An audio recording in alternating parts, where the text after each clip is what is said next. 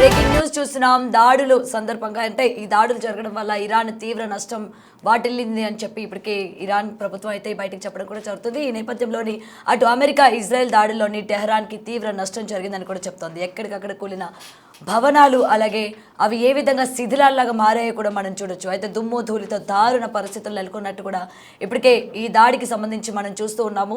ఎటువంటి పరిణామాలు చోటు చేసుకునే ఎంత ఆస్తి నష్టం అలాగే ప్రాణ నష్టం జరిగిందో కూడా మనం చూస్తూనే ఉన్నాం. అయితే ఏకంగా ఇటు 1,13,000 సాధారణ పౌరులు అలాగే ఇల్లు స్కూళ్ళు దుకాణాలు కూడా నేలమట్టమైనట్టు మనకి ఇక్కడ తెలుస్తోంది. ఇటు దాడుల్లో 3 సహాయక హెలికాప్టర్లు సైతం ధ్వంసం అయ్యాయి.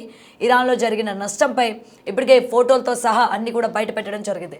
అయితే యుద్ధం ప్రారంభమైనప్పటి నుండి ఈ రోజు వరకు కూడా ఎంత నష్టం జరిగింది, లేకపోతే ఎంత ప్రాణ నష్టం జరిగింది, ఎంత ఆస్తి నష్టం జరిగిందో కూడా ఇప్పటికే సోషల్ మీడియా వేదికగా చాలా బయటికి సర్క్యులేట్ అవుతూ ఉన్నాయి. ఫొటోస్ కావచ్చు, లేకపోతే మనం వీడియోలు కూడా మనం చూడొచ్చు. అయితే వివరాలు ఇప్పటికే ఇటు ఇరాన్కి సంబంధించిన రెడ్ క్రెసెంట్ సొసైటీ దీనికి సంబంధించి ఇప్పటికే బయటికి చెప్పడం కూడా జరుగుతుంది. యుద్ధంలో వేలాదిగా సామాన్యుల మరణాలు అలాగే లక్షలాదిగా నిరాశ్రయులటువంటి వెల్లడి.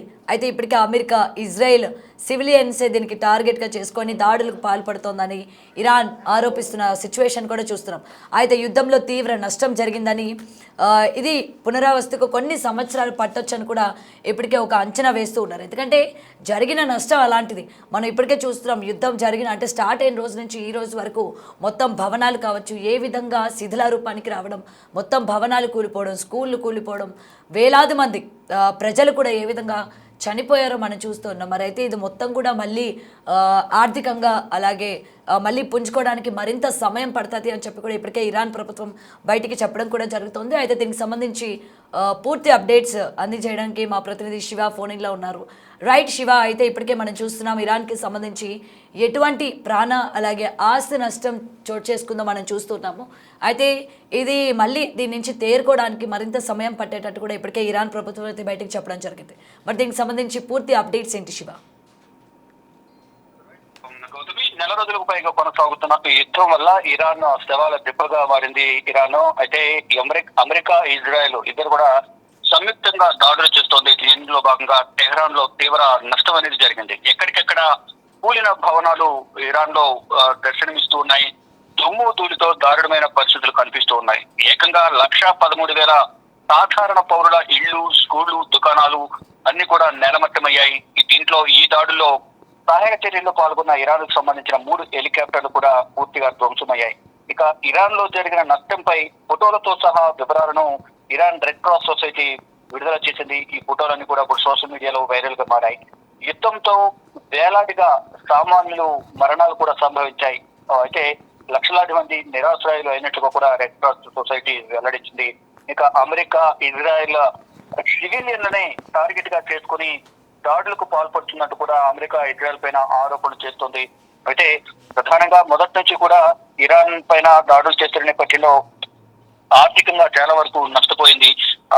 ఈ యుద్ధంతో తీవ్రంగా నష్టపోయిన ఇరాన్ ను మళ్ళా పునర్నిర్మాణం జరగాలంటే కొన్ని సంవత్సరాలు పట్టే అవకాశం ఇది కనిపిస్తోంది. సాధారణ పౌరులు చాలా మంది చనిపోయారు. స్కూల్ పై దాడి చేశారు. స్కూల్లో ఉన్న పిల్లలు కూడా గర్ల్స్ బాలికల పాఠశాల పైన దాడి చేసిన నేపథ్యంలో దాదాపు 170 మంది చనిపోయారు. తర్వాత మళ్ళీ దాడులు చేశారు. అంతకుముందు చేసిన దాడిలో కూడా వేల సంఖ్యలో చనిపోయారు. సాధారణ పౌరులను టార్గెట్ గా చేసుకుని దాడులు జరుగుతున్న నేపథ్యంలో అనేక మంది ప్రాణాలు కోల్పోయారనేది కూడా ఇరాన్ ప్రభుత్వం చెబుతోంది. ఇరాన్ అధ్యక్షుడు మసూదీ పెజిష్కియాన్ కూడా ఇవే వ్యాఖ్యలు చేస్తున్నారు.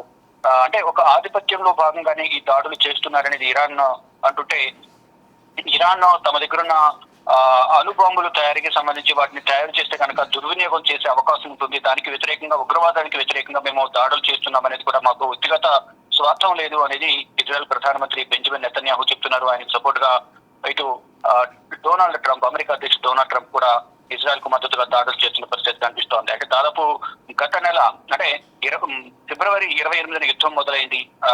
మార్చి మొత్తం కంప్లీట్ అయిపోయింది. మళ్ళా ఏప్రిల్లో అడుగు పెట్టాం. దాదాపు నెల రోజులకు పైగా కూడా యుద్ధం కొనసాగుతోంది. ఈ యుద్ధంలో ఇరాన్ మాత్రం భారీగా నష్టపోయింది. దేశాధినేతను కోల్పోయింది. దేశంలో ఉన్న కీలక నేతలను కోల్పోయింది.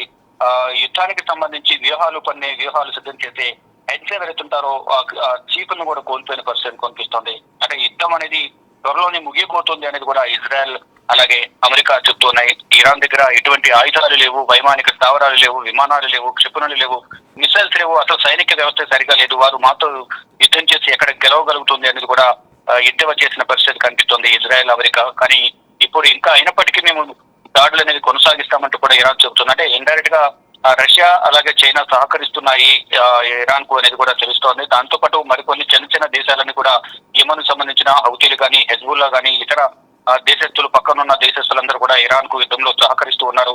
దానిలో భాగంగా ఇజ్రాయెల్ పైన హౌతీలు లాస్ట్ వీక్ దాడి చేశారు. దాంట్లో ఇజ్రాయెల్ కు కొంత నష్టం వాటిల్లుతుంది. మరోవైపు ఈ పశ్చిమాసియా దేశాల్లో ఉన్న వారి వైమానిక స్థావరాలను వినియోగించుకుని అమెరికా ఇరాన్ పై దాడులు కొనసాగిస్తున్నది. ఈ దాడులు ప్రతి దాడులతో ఇరాన్ మాత్రం చాలా వరకు నష్టాన్ని చవిచూసింది. కానీ ఇప్పుడు ఆర్థికంగా కుదేలైన దేశాన్ని ఎవరు ఆదుకుంటారు ఆపనష్టం కోసం అనేది వారంతా కూడా ఉత్కంఠగా ఎదురు చూస్తున్నారు. కానీ ఇప్పుడు ఈ యుద్ధం ఇంకా ఎన్ని రోజులు కొనసాగుతుంది, ఈ యుద్ధం అనేది ఇలాగే కొనసాగితే మరింత దారుణమైన పరిస్థితులు ఇరాన్ లో ఏర్పడే అవకాశం అయితే కనిపిస్తున్నట్టు కూడా అంతర్జాతీయ నిపుణులు చెప్తూ ఉన్నారు. Gautami. Right, thank you Shiva. Right, నెల రోజుల పాటు మనకి యుద్ధం ఏ విధంగా జరిగిందో మనం చూస్తూ ఉన్నాము. అయితే ఇక్కడ ఇరాన్ తీవ్ర నష్టం వాటిల్లినట్టు ఇప్పటికే బయటికి సమాచారం కూడా ఇవ్వడం జరిగింది. అయితే మొత్తం కూడా ఒక శవాల దిబ్బగా ఇరాన్ మారిపోయింది అని అంటే కూడా ఎస్ అవుననే చెప్పాలి. ఇప్పటికి దీనికి సంబంధించిన ఫొటోస్, వీడియోస్, మొత్తం యుద్ధం స్టార్ట్ అయిన రోజు నుంచి ఈ రోజు వరకు ప్రతి చోట కూడా మనం చూస్తూనే ఉన్నాము. అక్కడ ఉన్న ప్రజలు ఏ విధంగా తల్లడిల్లిపోతున్నారు, ఆకలి బాధలు కావచ్చు, లేకపోతే యుద్ధం ఆపాలని చెప్పి కావచ్చు, ప్రతి ఒక్కరు కూడా ఏ విధంగా వేడుకున్నారో కూడా మనం చూసాము. అయితే దీనికి సంబంధించి ఇప్పటికే ఏకంగా 113,000 సాధారణ పౌరులు, అలాగే ఇల్లు, స్కూళ్ళు, ముఖ్యంగా దుకాణాలు కూడా మొత్తం నేలమట్టమైనట్టు కూడా తెలుస్తోంది. అయితే యుద్ధానికి సంబంధించి ఈ నెల రోజులు ఏదైతే ప్రాణ నష్టం అలాగే ఆస్తి నష్టం ఉందో దీని నుండి తేరుకోవడానికి చాలా సంవత్సరాలే పడుతుంది అని చెప్పి ఇప్పటికే ఒక అంచనా కూడా వేస్తూ ఉన్నారు. ఇటు ఇరాన్లో జరిగిన నష్టంపై ఇప్పటికీ ఈ ఫోటోలన్నీ కూడా మనం చూసుకున్నట్లయితే నిజంగా అవసరమా అన్నట్టు చాలామంది వాళ్ళు మాట్లాడుతున్న పరిస్థితులు కూడా మనం చూస్తూ ఉన్నాము. యుద్ధంలో వేలాదిగా ఇటు సామాన్యుల మరణాలు, లక్షలాదిగా నిరాశ్రయులైనటువంటి వెల్లడి.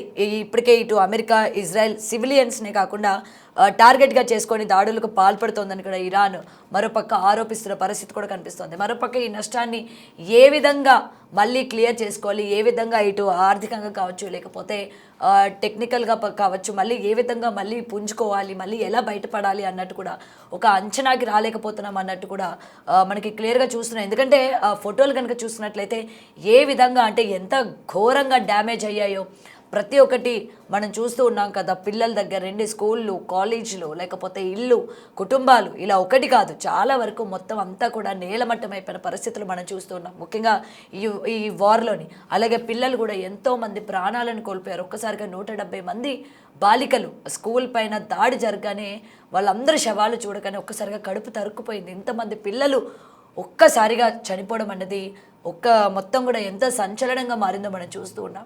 మరి ఇదంతా కూడా ఎప్పుడు దీని నుంచి బయటకు వస్తారు, అలాగే ఇరాన్కి సంబంధించి ఇటు ఆస్తుల పరంగా కావచ్చు, లేకపోతే ఆర్థికంగా కావచ్చు, ఇదంతా కూడా ఎప్పుడు బయటకు వస్తామో కూడా ఒక అంచనాకి రాలేకపోతున్నాము అని చెప్పి ఇప్పటికే ఇరాన్ ప్రభుత్వం బయటికి చెప్పడం కూడా జరుగుతోంది. అండ్ దీనికి సంబంధించిన విజువల్స్ మనం ఒకసారి స్క్రీన్ పైన కూడా చూడొచ్చు.